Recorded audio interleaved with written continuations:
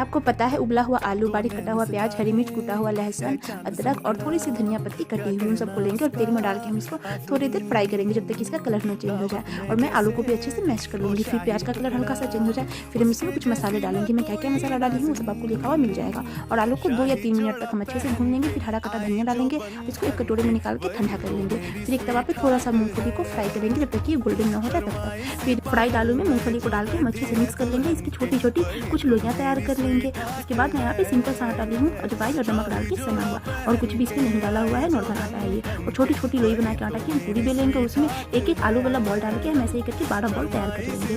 और अगर आपको मेरी वीडियो अच्छी लगी तो प्लीज़ मेरे चैनल को सब्सक्राइब कीजिएगा, वीडियो को लाइक कमेंट एंड शेयर जरूर कीजिएगा। फिर आपके पैन में हल्का सा सरसों तेल गर्म करके उसमें हम डाल देंगे ये बॉल। उसके बाद हम इसको एकदम अच्छे से गोल्डन ब्राउन होने तक सेकेंगे जब तक ये अच्छे से क्रिस्पी ना हो जाए। और ऐसा करके आप बना सकते हो। आपके पैन में मिनी समोसा जो 2 चम्मच तेल में बन के तैयार हो जाएगी। बाय बाय, टेक केयर, मिलते हैं अगली वीडियो।